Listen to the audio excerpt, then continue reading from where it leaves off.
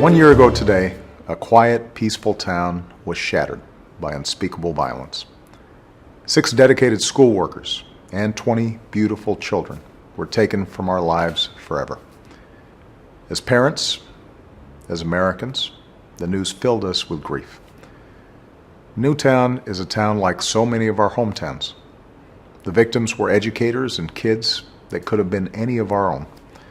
And our hearts were broken for the families that lost a piece of their heart, for the communities changed forever, for the survivors so young whose innocence was torn away far too soon. But beneath the sadness, we also felt a sense of resolve that these tragedies must end, and that to end them, we must change. From the beginning, our efforts were led by the parents of Newtown, men and women impossibly brave, who stepped forward in the hopes that they might spare others their heartbreak. And they were joined by millions of Americans, mothers and fathers, sisters and brothers, who refused to accept these acts of violence as somehow inevitable.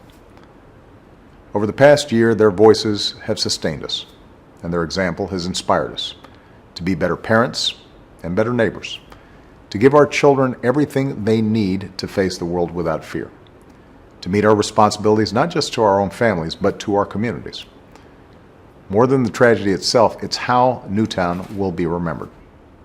And on this anniversary of a day we will never forget, that's the example we should continue to follow. Because we haven't yet done enough to make our communities and our country safer. We have to do more to keep dangerous people from getting their hands on a gun so easily. We have to do more to heal troubled minds. We have to do everything we can to protect our children from harm and make them feel loved and valued and cared for. And as we do, we can't lose sight of the fact that real change won't come from Washington.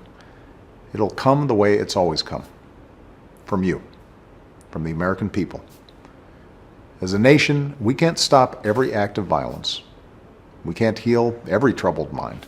But if we want to live in a country where we can go to work, send our kids to school, and walk our streets free from fear, we have to keep trying. We have to keep caring. We have to treat every child like they're ours. Like those in Sandy Hook, we must choose to love, and together, we must and can change.